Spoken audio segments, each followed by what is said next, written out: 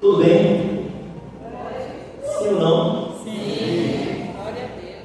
Glória a Deus, aleluia. Eu alguma coisa? Enquanto não está ajeitando ali, você conhece uma música? Sabe o mais? O mais fica?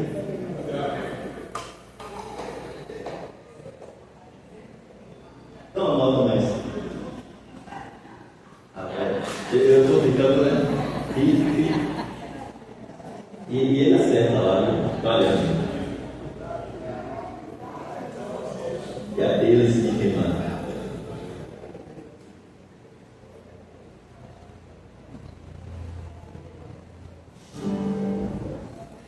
Já foi suficiente. Tá chorando porque se você entender e cuidar de você e jamais te esquecer, esse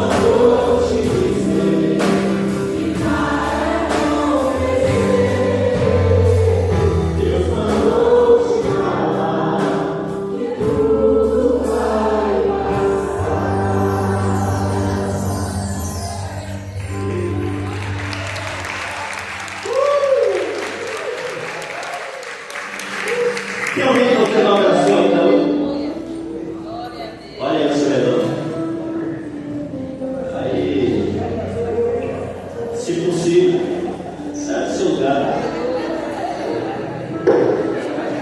Nós temos aniversariante na casa. Vai lá abraçar. Aniversariante, a irmã Léa. Alguém quer um abraço lá, irmã Léa, por mim?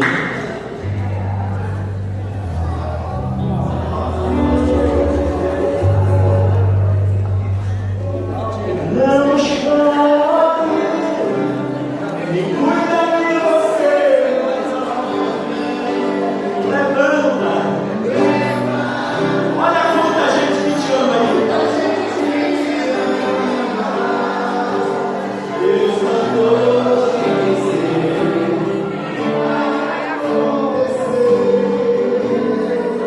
Deus mandou te falar que tudo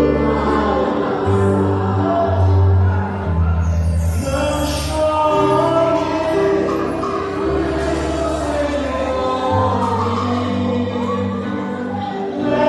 Levanta, toda essa igreja te ama.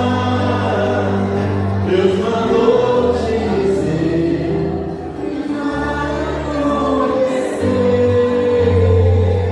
Deus mandou te falar que tudo vai passar. Deus mandou te dizer que vai acontecer. Deus mandou te falar que tudo vai passar.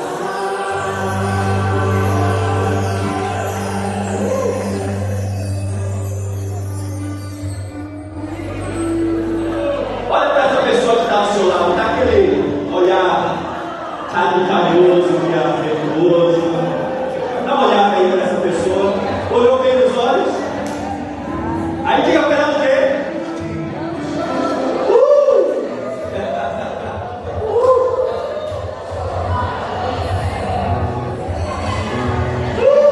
Que bom que você veio.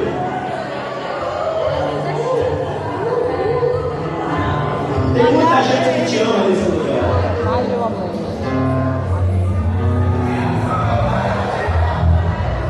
Coisa linda. A comunhão do povo de Deus. A comunhão da igreja.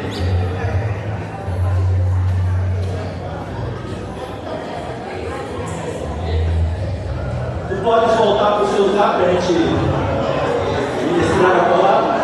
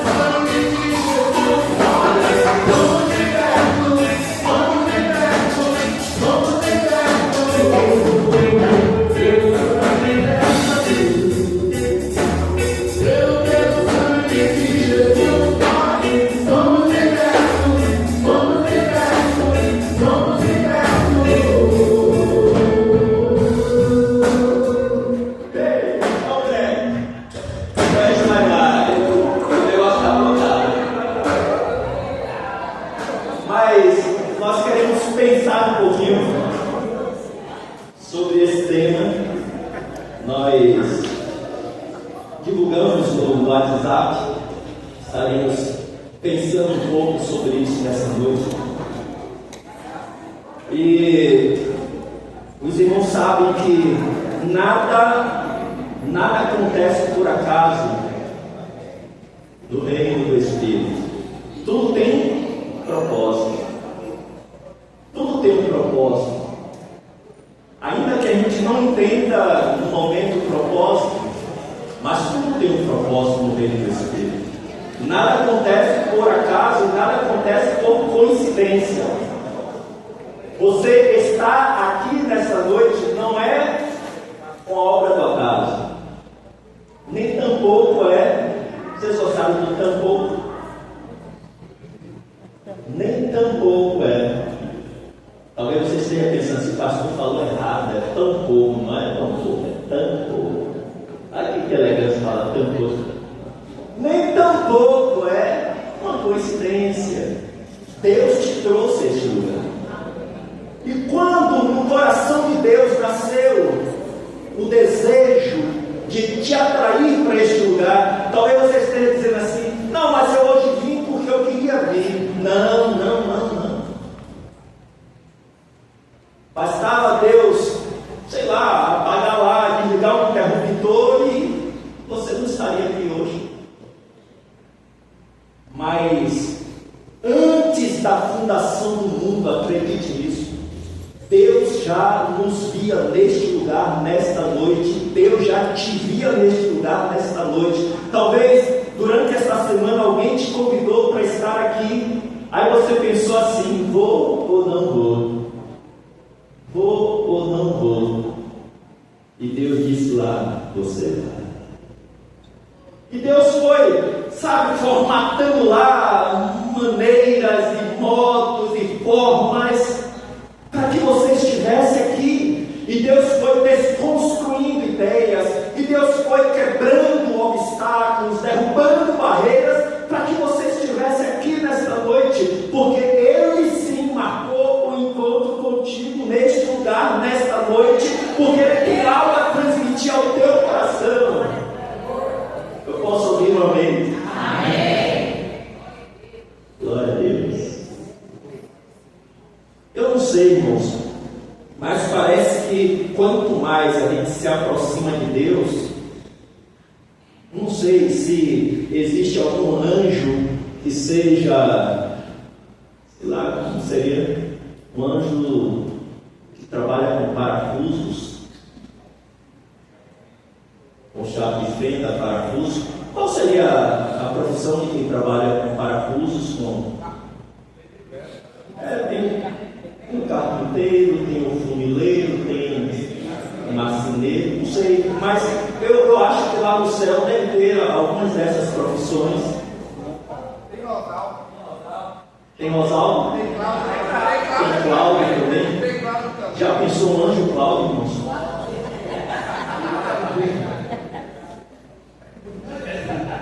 Claudião, esse menino te ama, viu?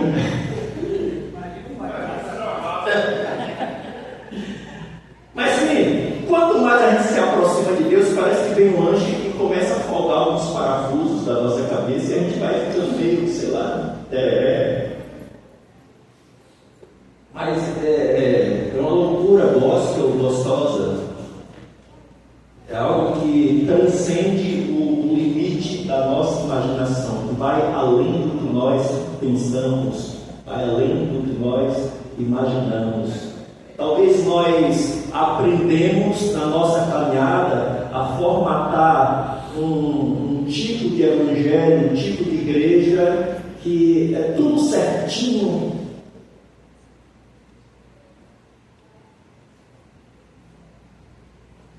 Mas talvez não seja assim, sabe? Tudo tão... A gente aprendeu a fazer uma liturgia. Os irmãos sabem bem o que é liturgia. A liturgia é a forma como o culto acontece. Tem um tempo de cantar, tem um tempo de orar, tem um tempo de pregar a palavra. E às vezes a gente vem de casa para o templo já pensando: eu tenho que chegar na hora do momento do louvor. Eu gosto do momento do louvor. E se porventura você chegar um dia e o momento do louvor não for no horário que você pensa que será, se porventura você diz assim, eu gosto do momento da pregação, então vou chegar um pouquinho mais tarde, e se um dia você chegar e a pregação for antes do momento do louvor?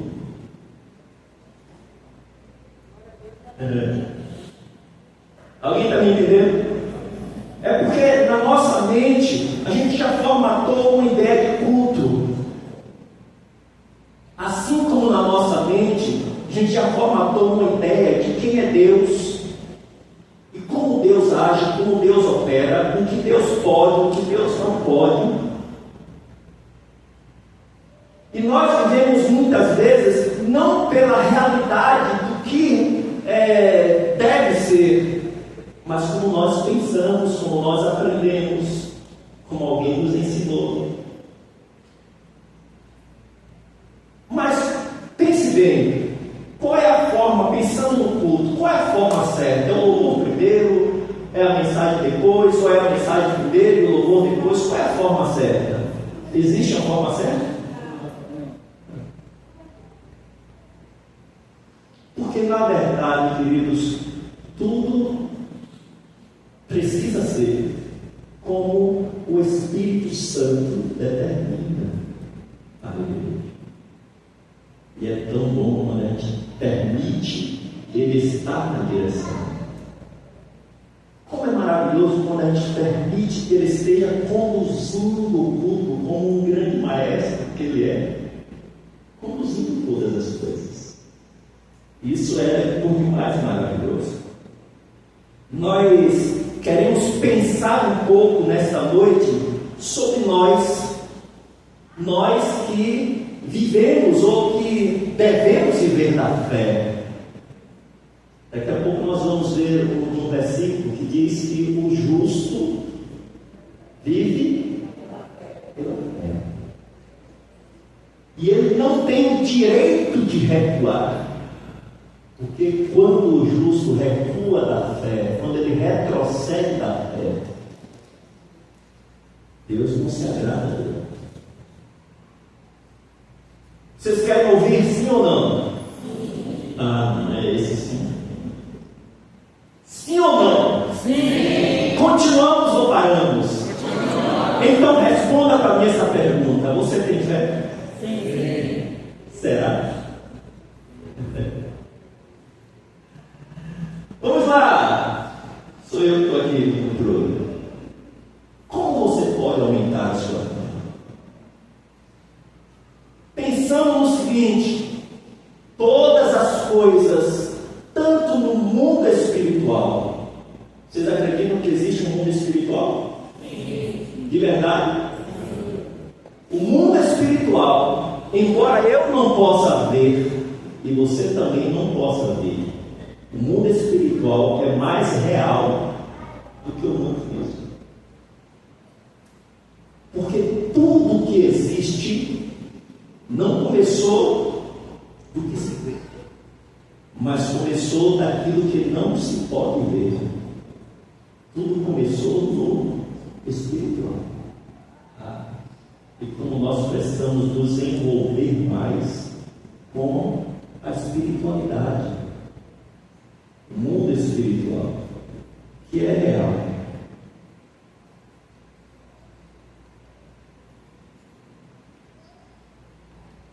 Vocês sabiam disso? Eu fiquei chocado com isso.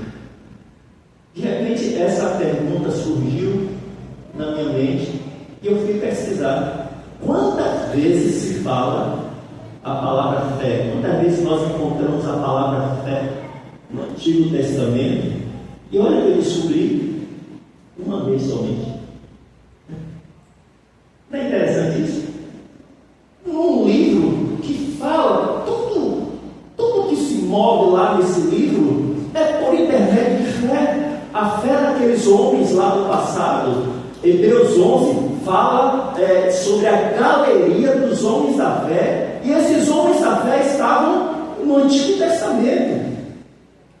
Abraão, Enoque, Noé, Isaac, todos eles estão lá no Antigo Testamento, Mas nós só vamos encontrar a palavra fé, esse substantivo fé, a gente só vai encontrar uma única vez no Antigo Testamento. Olha que coisa! E eu aprendi uma lição tão grande, tão importante com isso, que parece ser uma coisa tão simples, mas pastor, o que é que muda, já que só uma única vez encontramos a palavra fé no Antigo Testamento? O que é que muda com isso? Não muda nada. Agora, a gente aprende.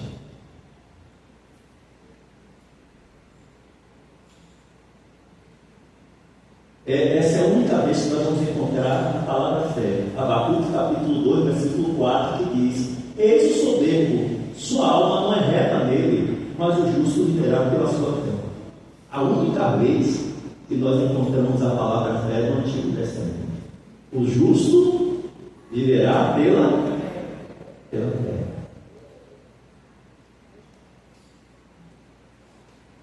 Aí eu coloquei assim: muito embora só encontremos a palavra fé uma única vez no Antigo Testamento, muitas vezes encontramos personagens agindo por meio da fé. Você acha importante se falar sobre fé? Sim ou não? Sim. Mais importante é viver. Viver a fé. Nós podemos pregar milhões de sermões falando sobre fé, sem agir pela fé. Isso. Falar sobre fé é importante, mas viver por fé é muito mais importante. Às vezes eu fico pensando, quando eu me defronto com algumas experiências com pessoas. Os irmãos sabem, nós completamos 18 anos aqui na Nova Betânia. No mês de junho, completamos 18 anos.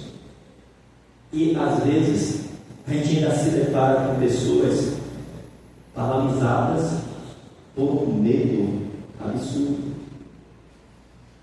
E há 18 anos a gente fala sobre fé. Olha essa coisa.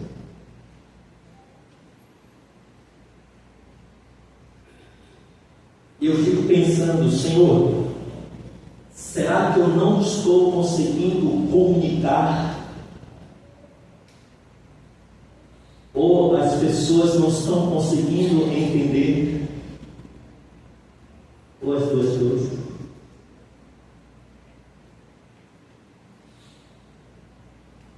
Como a gente pode ouvir tanto sobre fé e não conseguir viver a fé nos momentos em que nós precisamos do exercício dessa fé? Alguém está me entendendo? Aí você vai dizer assim: mas pastor, tenha paciência com a gente. E a gente vai continuar tendo paciência. Mas há alguns dias Deus tem trazido luz ao nosso entendimento, para que nós possamos de verdade comunicar e possamos ser entendidos naquilo que a gente comunica, a ponto de alguém entender e colocar em prática. Não estamos dizendo de maneira nenhuma que os irmãos não têm fé. Tem sim, só o fato de estarem aqui, isso já significa que os irmãos têm fé. E nós vamos entender um pouco mais sobre isso. Todos têm fé. Todos. O mais importante não é falar sobre fé. O mais importante é agir com fé. Você pode dizer isso para duas pessoas?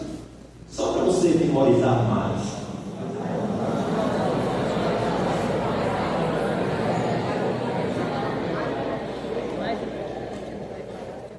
Se eu tirar, você ainda lembra? A frase, eu tirei a frase lá.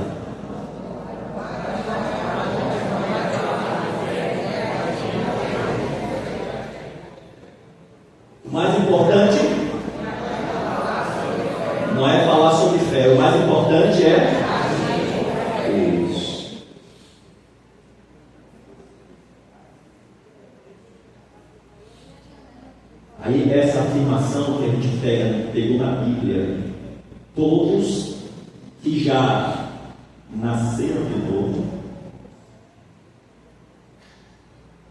preste bastante atenção nisso.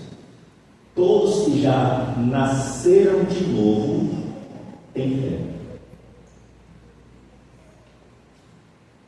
Porque a gente está frisando bem que somente aqueles que já nasceram de novo conseguem ter fé.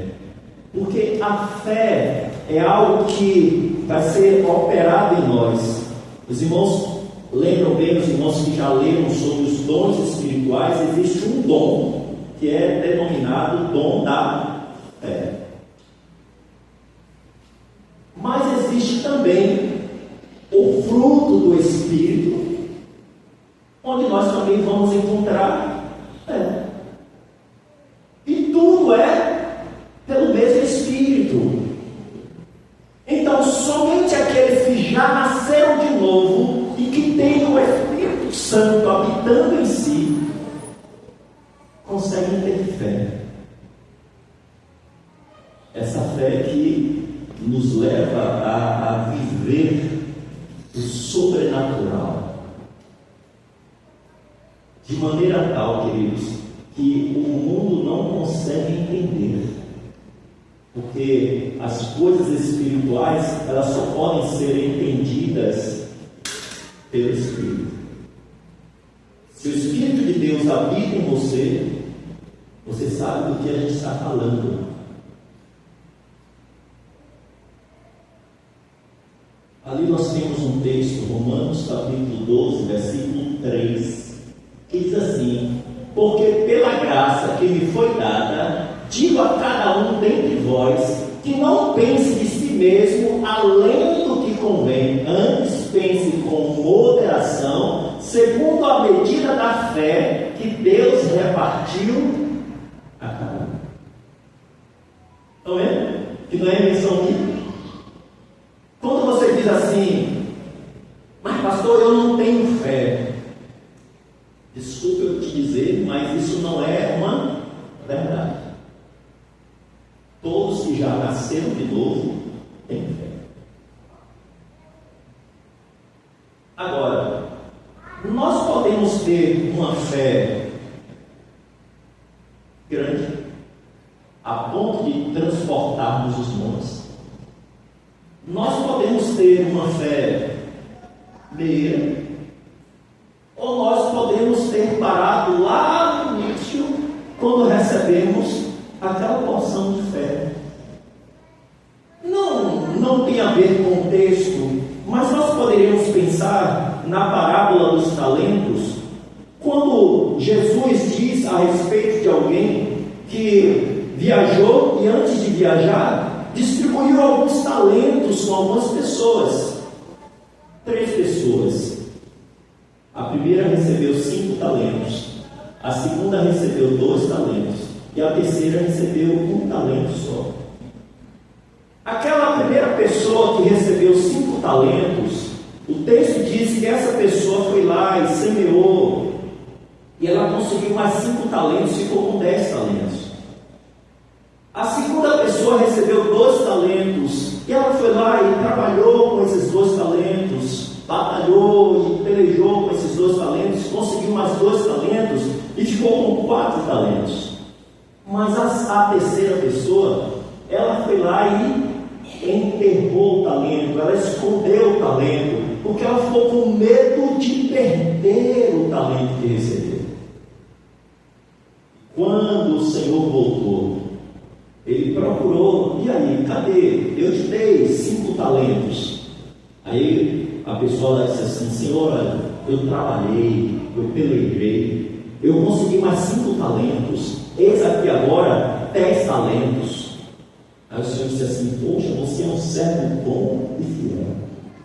A segunda pessoa disse assim: Senhor, eu consegui mais 2 talentos, com os 2 que o Senhor me deu, agora eu tenho 4. E o Senhor disse também para aquele homem: tu és um servo bom e fiel, entra no gozo do seu Senhor. Mas o terceiro que voltou e disse assim: Senhor, eu fiquei com medo, eu recebi sim o talento, mas eu fiquei com medo, e eu escondi o talento com medo de perder. Diga assim para a pessoa que está do seu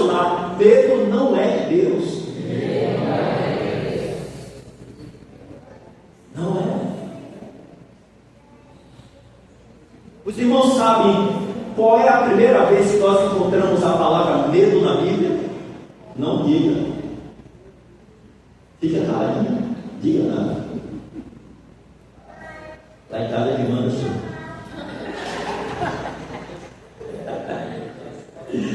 E aí, vocês sabem, lembram?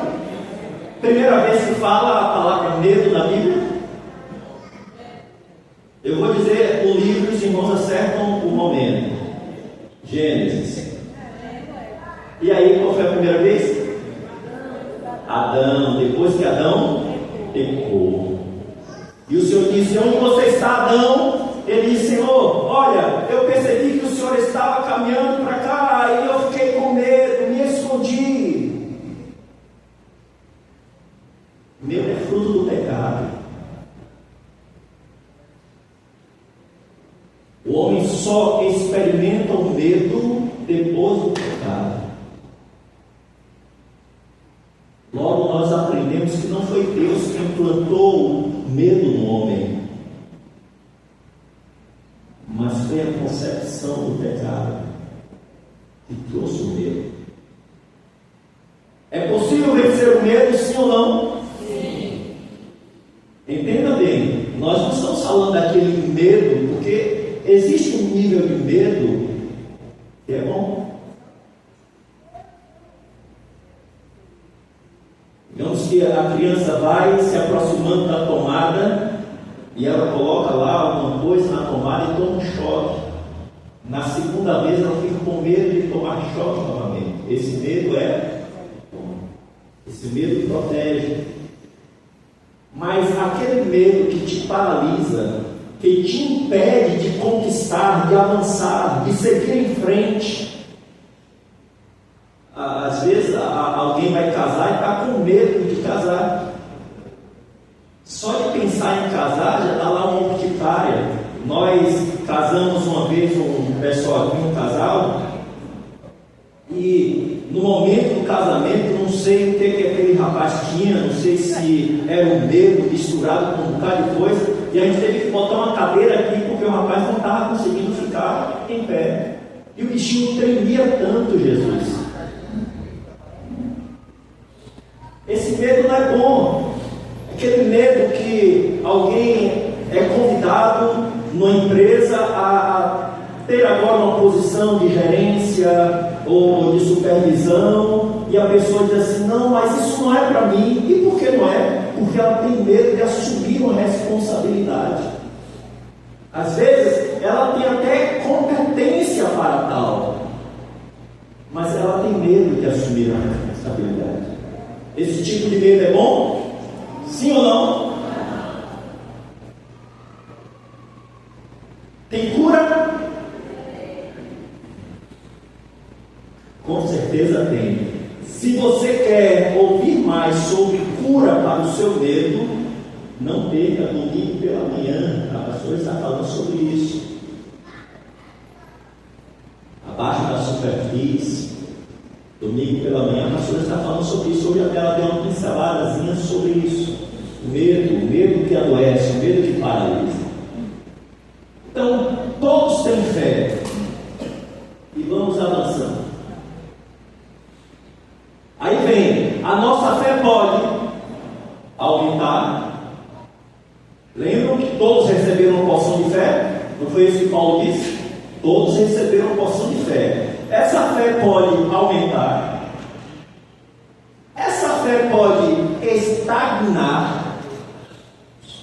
Parou. Não vai para lugar nenhum. Ou essa fé pode diminuir. Aumenta, estagna ou diminui. Depende de como você está trabalhando essa fé, exercitando essa fé, alimentando essa fé. Os irmãos sabem, não precisa ser um grande cientista para saber que o carro só anda com combustível, sim ou não? Alguém já viu um carro andando sem combustível? É possível? Não. Só anda se tiver combustível, irmãos. uma lei da física ou é uma lei da física química? Envolve química, envolve física. O carro para andar precisa de combustível. A fé precisa de combustível. Se você não alimenta a sua fé, ou ela estagna, ou ela diminui.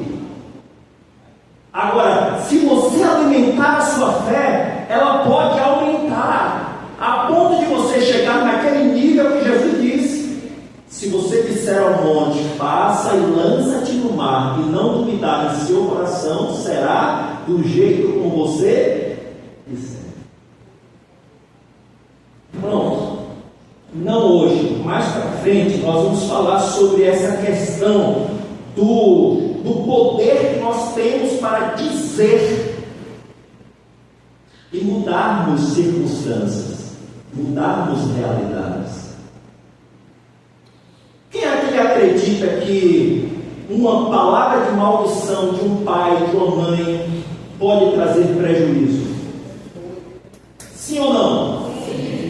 Vocês conhecem alguém que está hoje prejudicado na vida porque um dia recebeu um decreto de um pai ou um decreto de uma mãe que colocou essa pessoa em prisão? Eu conheço algumas histórias assim. De uma mãe que disse para o filho, de um pai que disse para o filho: olha, você não vai ser nada na vida, e matou, estagnou, aprisionou. Como é que a gente não vai acreditar, queridos, que uma palavra de fé pode mudar uma história, pode mudar uma realidade, pode mudar uma vida? Agora, tem um grande problema conosco, não é o assunto dessa noite, mas muitas vezes a nossa falta de fé nos leva a falar coisas que trazem prejuízo, trazem danos para nós e trazem danos para aqueles que estão à nossa volta. E nós, às vezes, não paramos ainda para pensar, para meditar sobre o poder que há nas nossas palavras.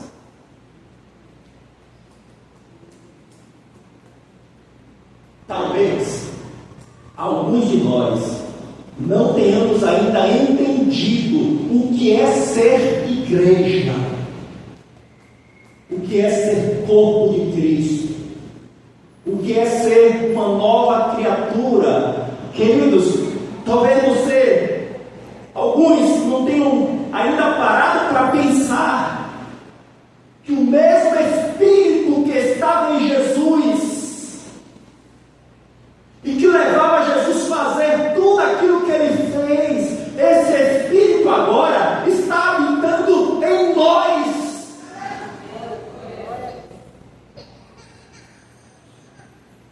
Tudo que Jesus fez, queridos, foi movido pelo Espírito. O Espírito levou Jesus ao deserto para ser tentado. O Espírito usava Jesus para curar os enfermos. O Espírito usava Jesus para libertar os cativos. O Espírito usava Jesus para restaurar as pessoas, para libertar as pessoas, para sarar as pessoas. E esse mesmo Espírito veio habitar na igreja. Talvez nós ainda não tenhamos entendido qual é o nosso papel na sociedade. Talvez nós não tenhamos ainda entendido muita coisa do que é o Evangelho.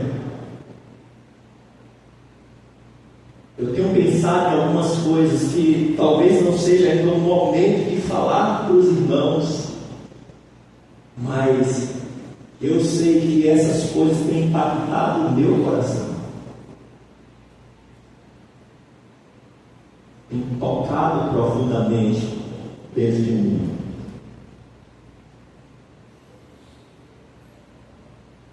Judas 1. Os irmãos sabem que o livro de Judas, a carta de Judas, só tem um capítulo. Sim ou não? Então, esse capítulo 1, no versículo 3, diz assim: amados, quando empregava toda a diligência em escrever-vos acerca da nossa comum salvação, foi que me senti obrigado a corresponder convosco, exortando-vos a... Que palavra nós temos ali? Exortando-vos a... diligentemente, pela fé, que uma vez por todas foi entregue aos santos. Então, Judas, ele nos adverte a batalharmos por esta fé que nós recebemos. O que seria a palavra batalhar? Batalhar é o mesmo que lutar. Mas não é lutar assim, sabe, num nível de malemolência, não.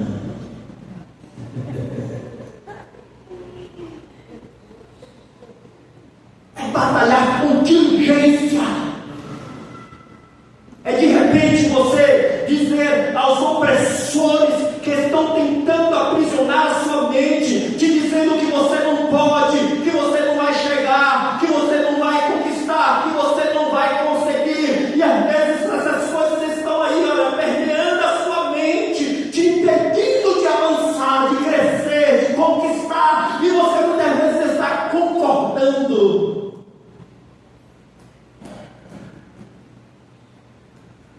Mas você pode começar a dizer aos seus inimigos: você não vai conseguir, você não vai aprisionar a minha mente, você não vai conseguir me aprisionar no medo, na dúvida, na incredulidade, não vai conseguir, porque eu sei quem eu sou em Cristo.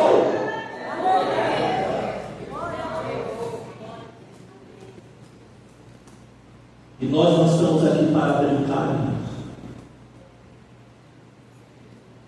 Nós não estamos brincando de ser igreja. Muitas vezes a gente ouve aí uma frase que diz assim: você pode até brincar de ser crente, mas o diabo não brinca de ser diabo. Já ouviram essa frase? Ele não brinca, irmãos. O papel de Satanás é matar, roubar e destruir. E ele não muda a forma dele agir. O tempo inteiro ele está tentando te matar a sua fé, matar os seus sonhos, matar os seus projetos. O tempo inteiro ele está tentando te destruir, te tirar do propósito, te tirar do caminho de Deus, porque ele sabe que distante de Deus você está perdido.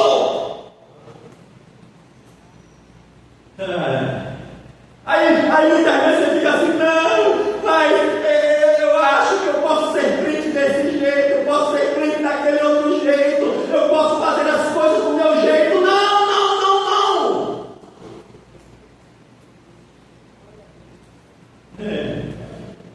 Você precisa entender. Você precisa abrir a sua mente, abrir o seu coração para entender a verdade. Não existe um jeito que seja o seu jeito. Não existe uma maneira que seja a sua maneira. Ou é o jeito de Deus, ou é o jeito do inferno. E você está no meio de uma guerra, no meio de uma batalha. E muitas vezes as setas de desânimo: não se levante não, não vai para a igreja não. Na igreja tem pessoas que não gostam de você, na igreja tem pessoas que te olham de lado, na igreja tem pessoas que passam por você e não falam com você. Olha, querido, se essa igreja não está no seu agrado, escolhe outra igreja, mas não fique de fora.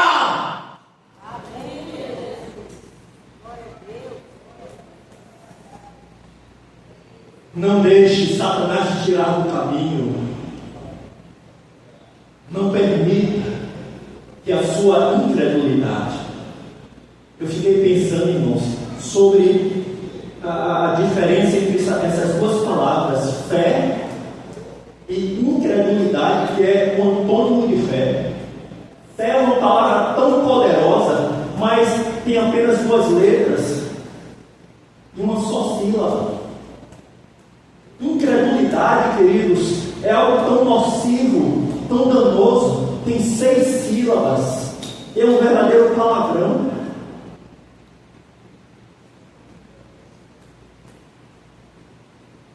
São coisas, sabe, simples, mas os detalhes dessas coisas, eles são tão, sabe, abrangentes.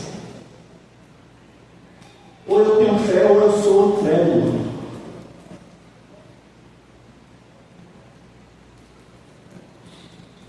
E não existe um meio termo.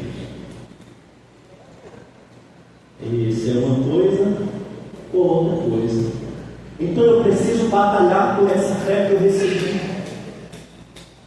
Eu preciso batalhar por isso, queridos. Eu preciso lutar com diligência por isso, porque todo dia nós seremos tentados a desistir. Todos os dias nós seremos tentados a retroceder, a recuar. Todos os dias.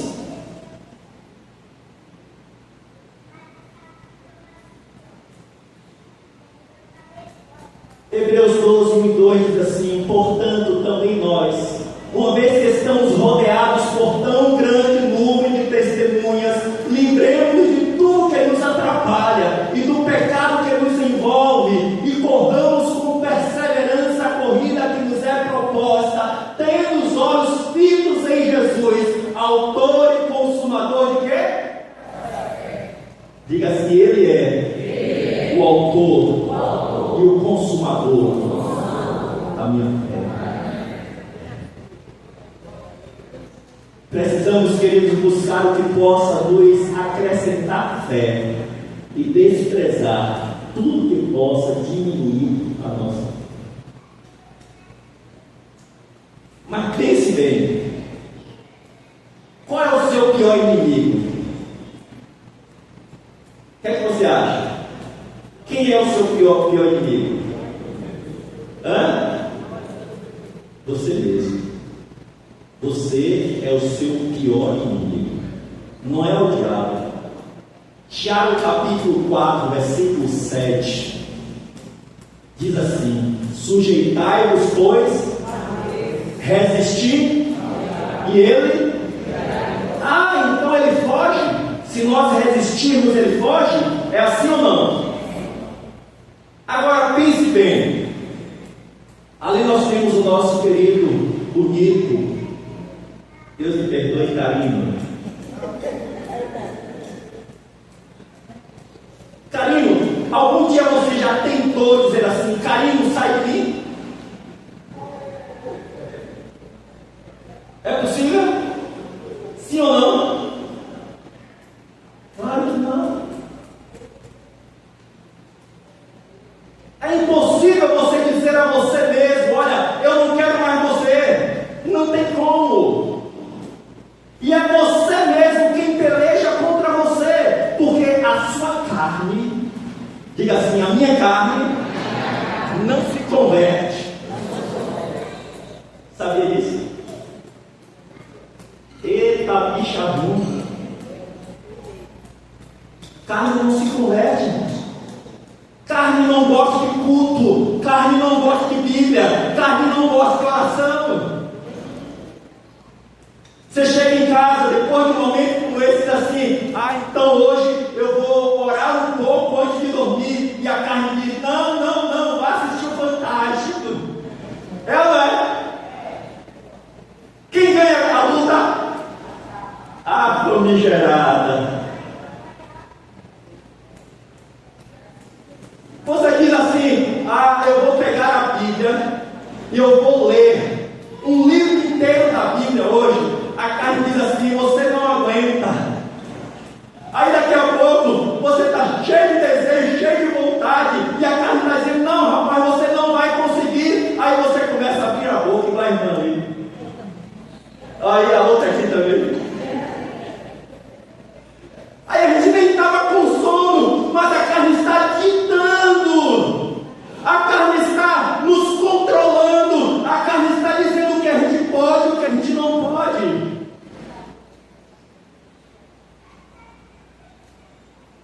Alguém está me entendendo? Que luta difícil. E que luta deserta. Que bom seria se a gente pudesse converter a nossa carne. Mas o apóstolo Paulo disse que a gente pode o quê? matar ela, ela é.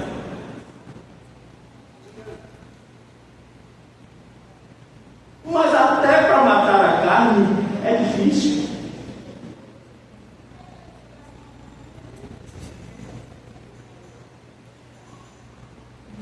Eu lembrei aqui de uma história. Eu posso contar? Só para a gente quebrar o gelo um pouquinho. Não tem muito a ver com essa história que nós estamos ouvindo nesses dias Mas alguém uma mulher ficou grávida e ela não queria ter o bebê. E ela foi perguntar a uma amiga o que é que ela fazia, porque ela não queria ter o bebê. Ela disse: eu não estou preparada nesse momento para ter esse bebê, eu não quero ter. Aí a amiga disse assim: amiga sua louca, faz o seguinte, amiga, começa a beber água de manhã até de noite, a criança vai morrer afogada. E ela disse que começou a beber água de manhã, e tome beber água, Assum e Janete, tome beber água, tome beber água, tome beber água, e disse que a barriga ficou maior. E aí de repente ela começa a sentir contração. E aí corre, leva. Chegou a hora da criança nascer. Quando o médico puxou a criança, aí a criança disse: pra lá, se estregou que eu sei nadar. A carne é assim, queridos. A gente pensa que já matou a carne, daqui a pouco a gente percebe que ela continua viva.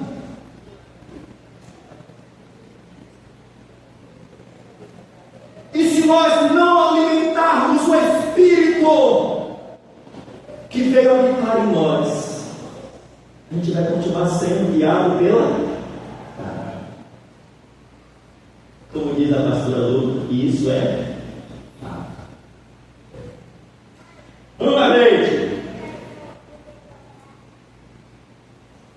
Romanos 12:2 diz: não vivam como vivem as pessoas deste mundo, mas deixem que Deus os transforme por meio de uma completa mudança da mente de vocês. Assim vocês conhecerão a vontade de Deus, isto é, aquilo que é bom, perfeito e agradável a Ele.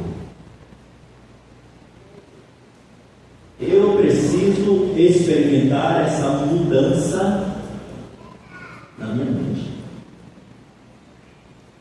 Eu posso ouvir um amém? Amém. Você precisa experimentar essa mudança de mente. Nós precisamos experimentar essa mudança na nossa mente. E aí olha o que diz ali. Dá um toque aí, irmão. Parece que o bicho não quer me obedecer. Isso. É necessário experimentar uma mudança de mentalidade. O nome disso é metanoia. Eu sei que os irmãos, todos os irmãos já ouviram falar sobre essa palavra, metanoia. Metanoia é mudança de mente. A nossa mente, queridos, ela veio da vida que nós vivíamos. Essa mente veio impregnada de maus pensamentos, de uma mentalidade negativa. Queira você ou não, a sua mente foi programada para pensar negativamente.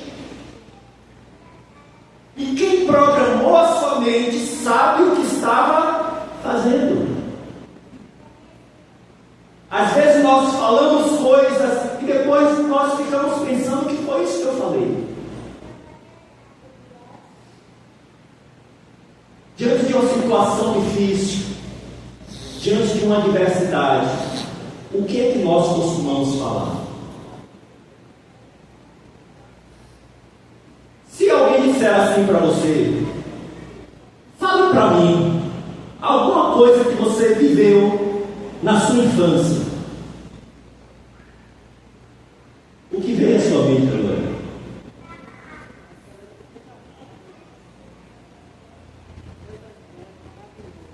Coisas boas, maravilhosas. E só coisa boa e coisa linda. A maioria de nós pensa em alguma coisa ruim que aconteceu. A maioria. A gente sabe o que a gente está falando. Pensa em alguma coisa que aconteceu na sua infância. Aí alguém diz assim: pastor, eu lembro que lá ele quebrou a perna. Eu lembro que um dia eu estava em casa, aconteceu um fato e meu pai me deu uma surra. E por que será isso? Programação mental.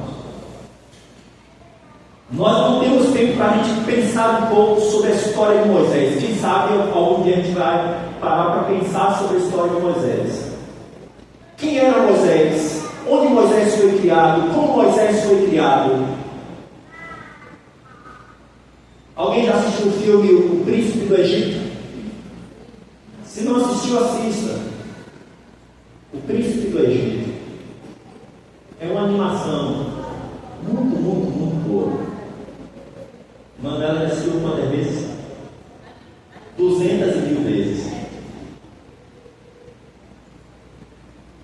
Queridos, olha, quando a gente vai ver na Bíblia o dia do chamado de Moisés, e que ele disse assim: Deus, eu não posso fazer o que o Senhor está me pedindo para fazer. Talvez você não parou ainda para pensar em como Moisés foi criado. Que tipo de ensinos Moisés recebeu? Aonde ele foi criado? No palácio, como filho do faraó. Alguém preparado para ser, quem sabe, o príncipe, o próximo príncipe do Egito. E de repente ele disse para Deus: Senhor, eu não posso, eu não consigo. Mas por que a mente de Moisés foi programada nas lutas, nas adversidades, nas rejeições?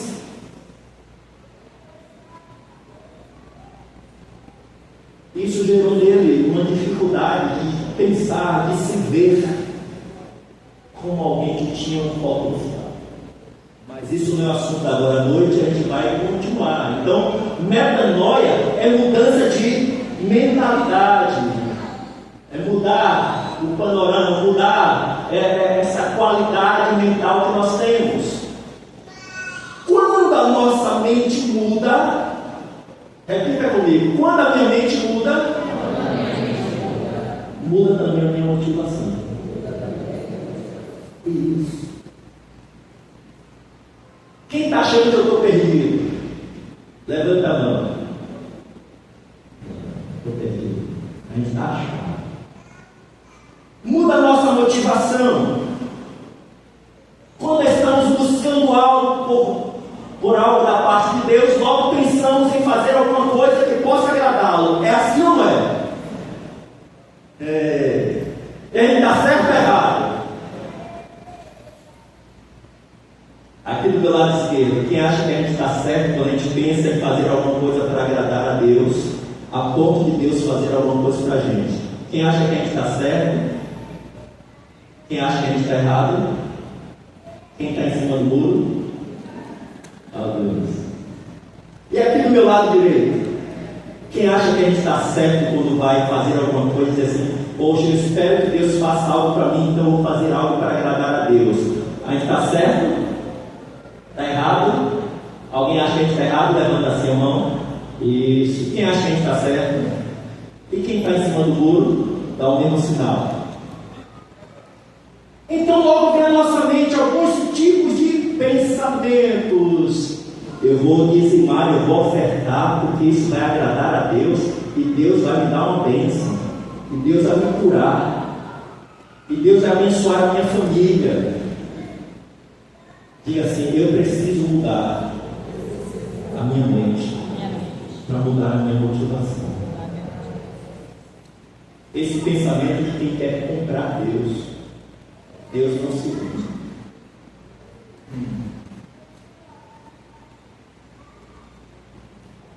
Jejum. Vou fazer um jejum para receber algo da parte de Deus.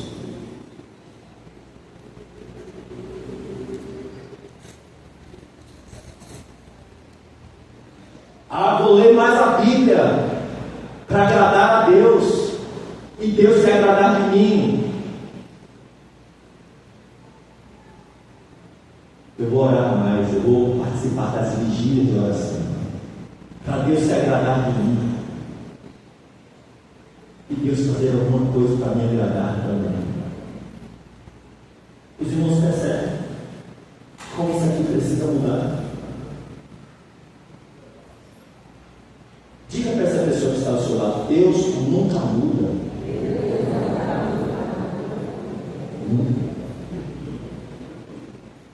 O não de Deus ontem continua sendo não hoje. Alguém consegue entender isso? Quando você peca, o que acontece lá com Deus quando você erra? Você acha que o amor de Deus por você diminui quando você erra? E quando você acerta, o amor de Deus aumenta? Deus nunca muda. Alguém está me entendendo? Ele nunca muda, ele não pode mudar. Uma das características de Deus, um dos atributos de Deus é a imutabilidade. Deus não muda. Jamais. Esses tipos de pensamentos são pensamentos nossos, pensamentos humanos, que a gente precisa fazer alguma coisa para agradar a Deus e Deus se levantar em nosso favor.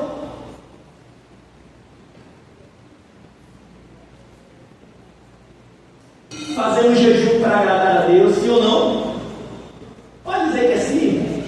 Devolvemos o dízimo para agradar a Deus, entregamos nossas ofertas para agradar a Deus, passamos noites acordados para agradar a Deus e sempre estamos em dúvida se conseguimos ou não agradar. É ou não é? Alguém já perguntou assim: Senhor, o que eu posso fazer para te agradar? Alguém já fez essa pergunta? Eu já fiz.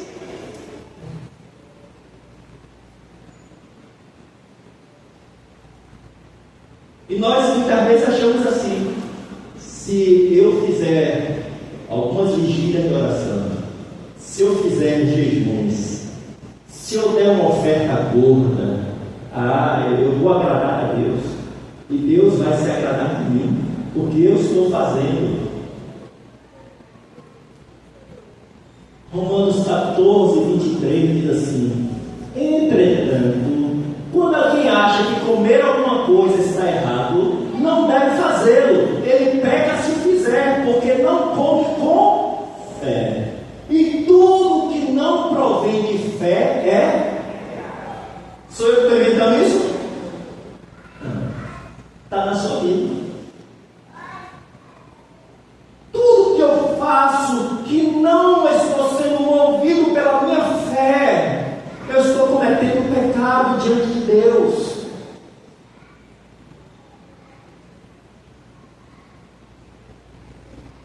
A minha fé, ela precisa ser a bússola que me norteia na minha caminhada.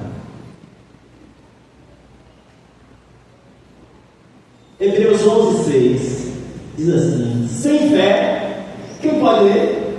Daquele jeito que a pastora ensinou. Vamos lá: sem fé.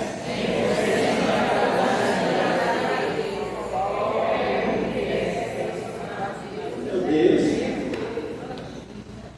A vírgula é a senhora de respeito, deve ser respeitada.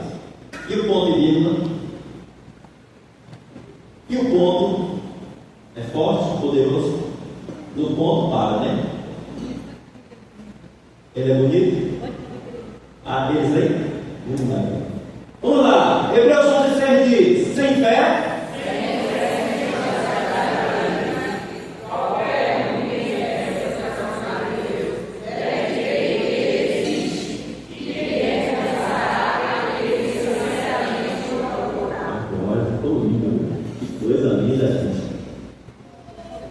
Sem fé é impossível. E se nós mudarmos a forma de falar, vamos dizer que com fé é possível? Sem fé é impossível, com fé é?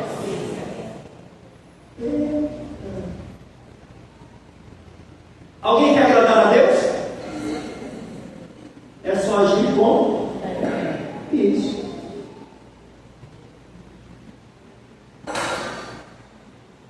Se eu entrego meu dízimo, entrego a minha oferta, mas isso não é movido pela minha fé, não agrada. Se eu jejuo, se eu passo noites orando, e tudo isso não é movido pela minha fé, não adianta. Se você diz assim, eu vou fazer para ver, melhor não fazer. Porque fé é ser.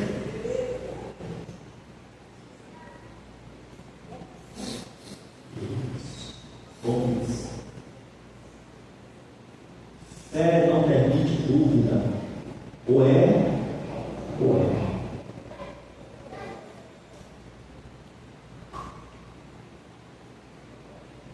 A única coisa que podemos oferecer para agradar a Deus é a nossa fé.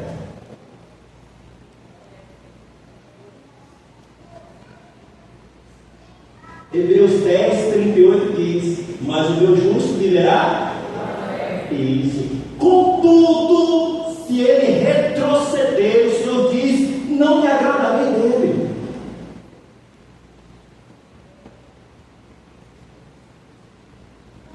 Se esse justo que está sendo convidado por Deus para andar por fé, se ele retrocede, se ele permite a dúvida, se ele permite o medo, a incredulidade, Deus diz: eu não me agrado de você.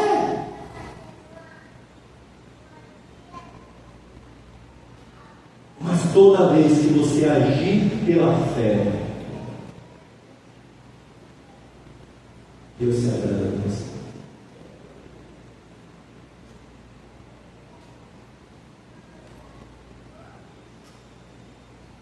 O que eu posso fazer para aumentar a minha fé?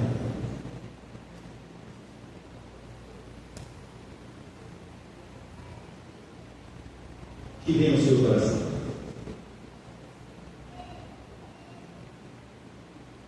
O que você pode fazer para aumentar a sua fé? Aí, vem algo que Deus me inspirou a colocar aí para os irmãos. Tarefa de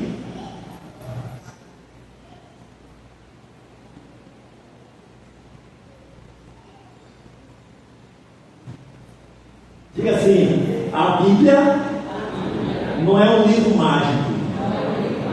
Não. Sabe essa coisa?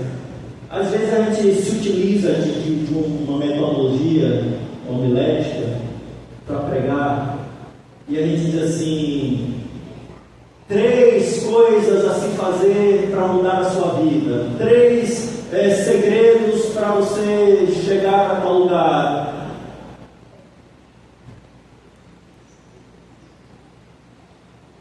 É uma metodologia homilética, mas que às vezes não surtem o efeito desejado.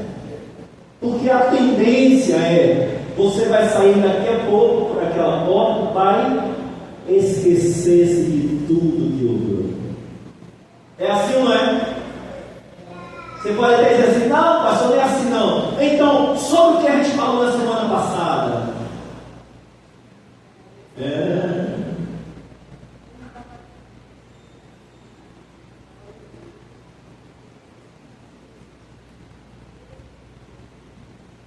Nós colocamos ali: tarefa de casa, estude e ore.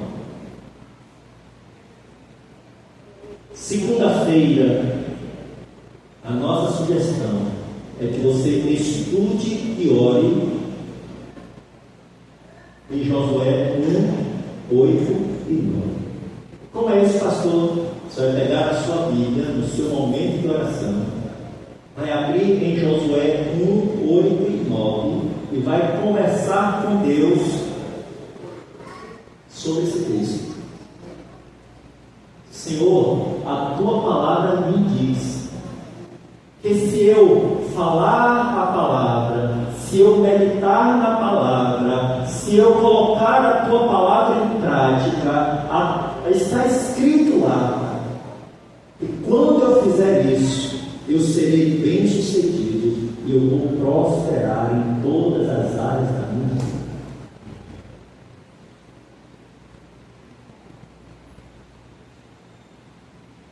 Você acredita que Deus mandou a gente fazer isso?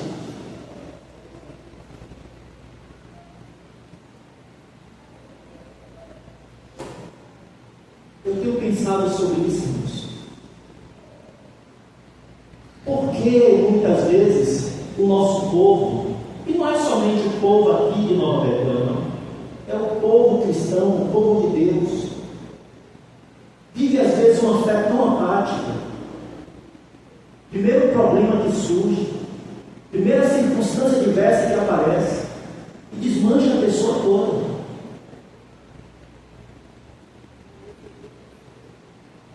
Às vezes pode ser falta de conteúdo.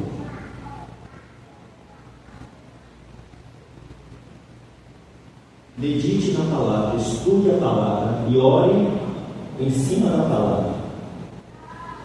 Segunda, não, terça, nossa sugestão é Salmos capítulo 1, versículos 1 a 3. Não se preocupe. Se você é de Nova Betel, eu tenho o seu contato, eu vou mandar isso para o seu WhatsApp. Cada dia você vai meditar em um texto, vai orar em cima desse texto. Na quarta-feira, Deuteronômio capítulo 8, versículo 3, Mateus capítulo 1, versículo 4, versículo 1 a 4, Mateus 4, de 1 a 4. Isso é na quarta-feira. Na quinta-feira, Romanos 4, de 13 a 25. Pega a sua Bíblia no momento de orar. E aí vai. Deixa eu dar um conselho para os irmãos. Se a sua Bíblia está no seu celular, no seu momento de orar, não pegue o celular para ler a Bíblia. Por quê? Aí desvia a sua atenção. De preferência, pega uma Bíblia física para ler nesse momento. Para você ficar ali, sabe? Aos pés do Senhor, meditando, orando. Então, quinta-feira, Romanos 4, de 13 a 25. Na sexta-feira, Romanos 10, 17, um versículo só. Na sexta-feira. No sábado, Tiago 1, de 21 a 24.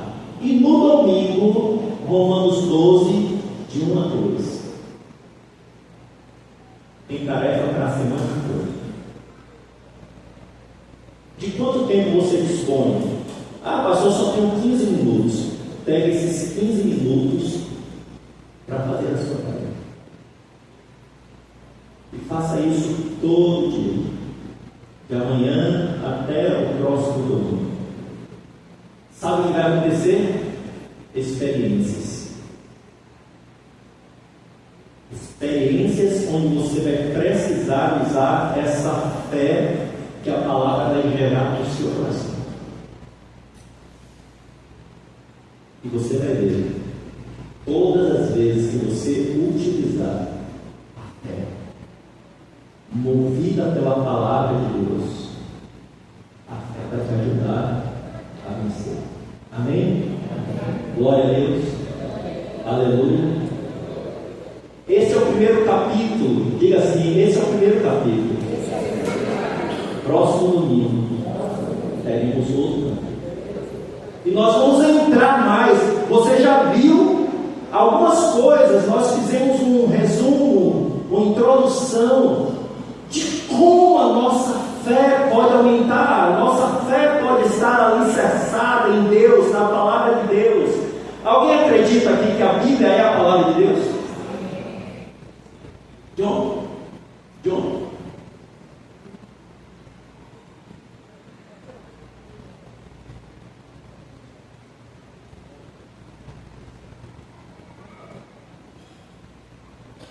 Pode tirar, por favor.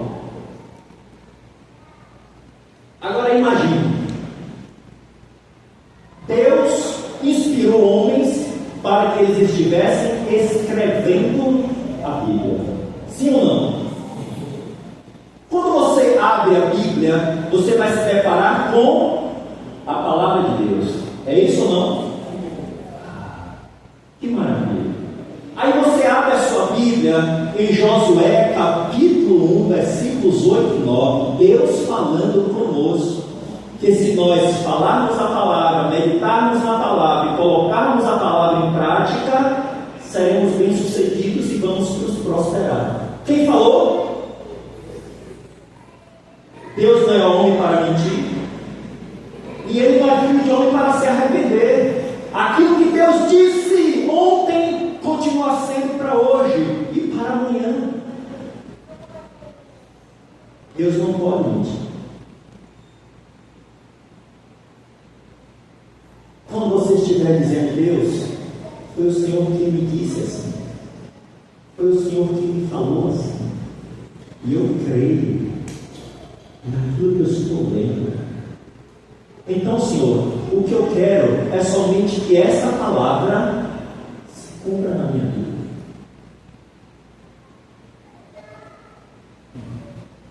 Sim ou não? Cadê os nossos diáconos? Vamos cear.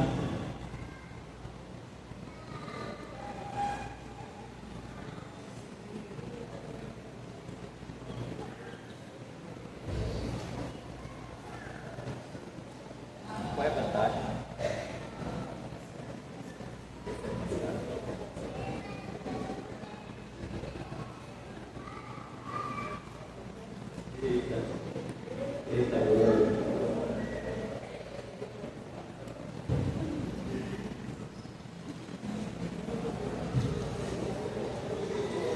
Não permita que nada,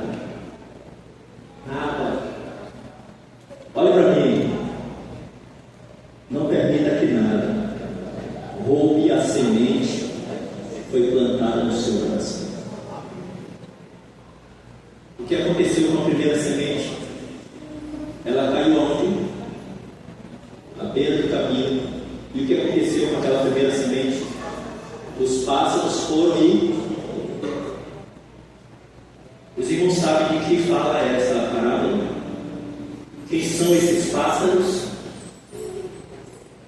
Os pássaros são os demônios. A palavra é a semente. Os demônios vão fazer de tudo para roubar a palavra que foi plantada no seu coração.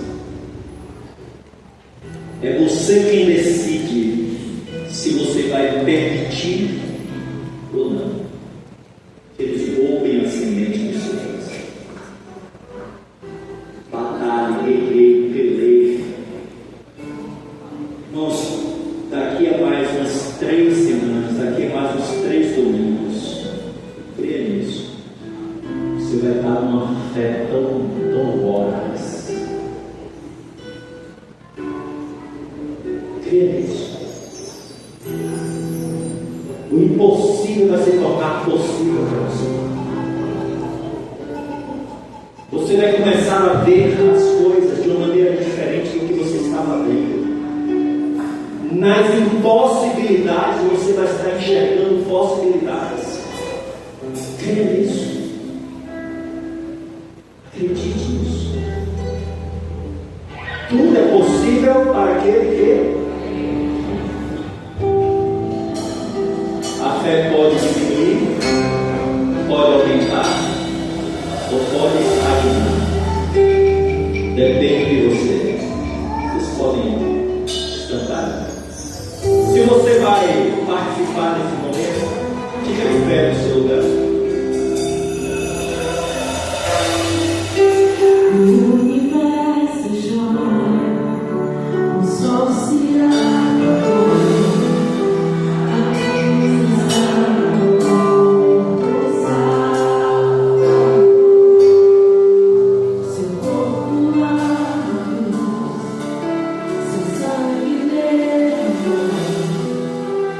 Deus.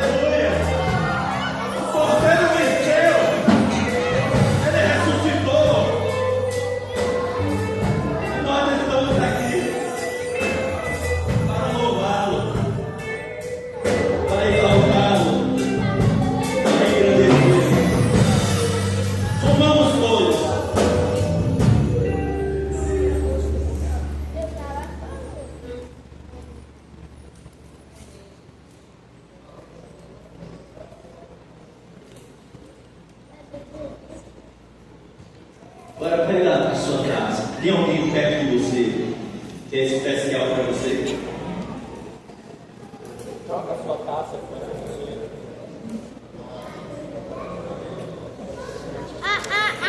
Ainda tá gravando aqui ainda. Não pode trocar a nossa taça aqui, só é minúsculo e a minha também.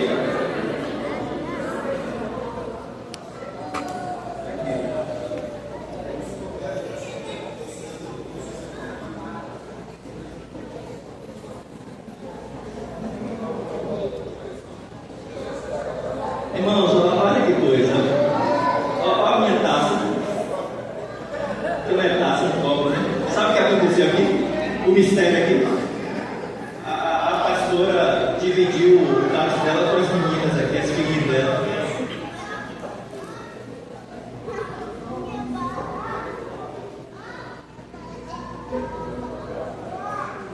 Irmãos, deixa eu dizer uma coisa para vocês. A gente já vai terminar. Se preocupe com isso não. Tem algumas coisas que a gente transformou em pecado que na verdade não são pecado. É essa questão da gente só poder cear aqueles que são batizados. É questão da igreja. Eita, olha para aí. Agora eu estou com uma taçona para aí. Eita!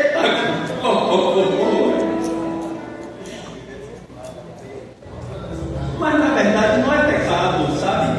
Eu já vi uma mãe, o filho pediu um pouquinho, ela disse assim: não pode. Por que não pode? Qual o pecado? Quem tem mais pecado é uma criança ou um adulto? Por que a criança de repente não pode tomar um pouquinho do cálice?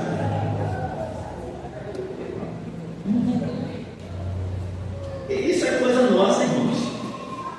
Digamos, se na próxima semana a gente quiser fazer novamente a ceia, estamos errados ou certos? Nem certo, nem errado. Está tudo bem, está tudo ok, tudo limpo, tudo maravilhoso, irmãos. Para de ver pecado que não tem pecado. Alguém chama de Santa Ceia, alguém já viu chamando de Santa Ceia? Mas por que é santa? É a ceia do Senhor, irmãos.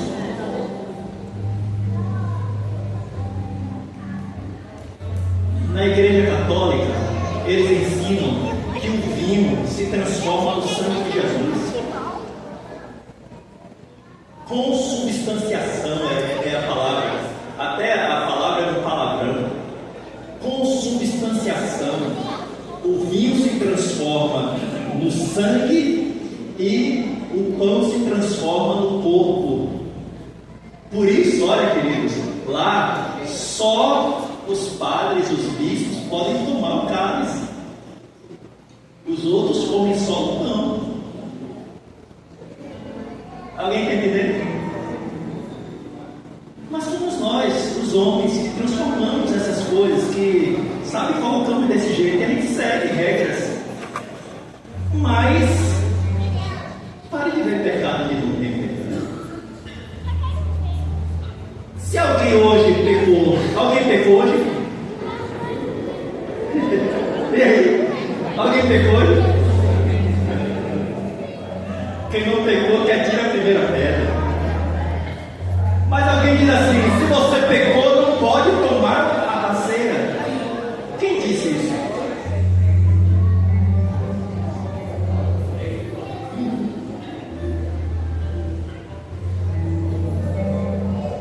Examine se fosse o homem. Os outros? E depois que você examinar a si mesmo, o que é que diz o texto? E assim, coma e beba. Não diz depois que você se examinar, não come e não beba. Diz come e beba. Eu sei que para alguns irmãos isso é um pouco difícil de aceitar, porque passamos a vida toda aprendendo.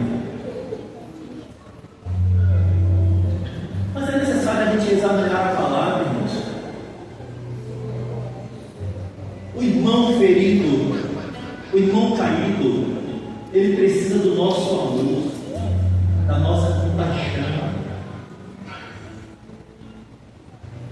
não da nossa negação. Não. Se você é parte desse corpo, você pode comungar conosco. Mas, pastor, e o meu pecado? Diz assim a palavra: se nós confessarmos os nossos pecados, Ele é fiel e justo para perdoar os nossos pecados e nos purificar de toda injustiça. Se dissermos que não temos pecado, fazemos o Senhor mentiroso. Mas se nós confessarmos os nossos pecados, Ele, o sangue de Jesus, nos purifica. O sangue de Jesus nos perdoa. Aleluia. Lembramos todos.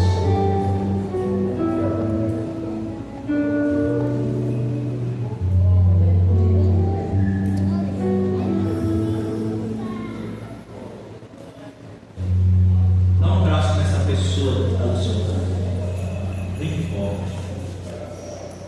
Mas aquele abraço dele para quebrar os ossos.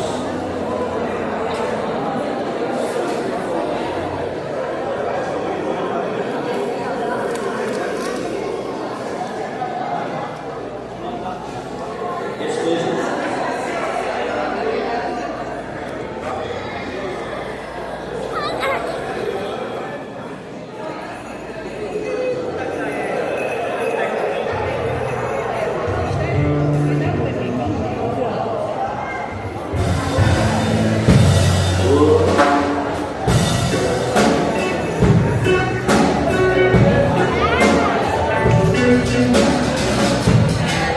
Levanta sua mão assim, ó. Isso. Que o amor de Deus, o nosso Pai, a graça do nosso Senhor e Salvador Jesus Cristo, a comunhão e as consolações do Santo Espírito do Senhor sejam conosco e com todo o povo de Deus espalhado pela face da terra. Agora, vira para a pessoa que está do seu lado.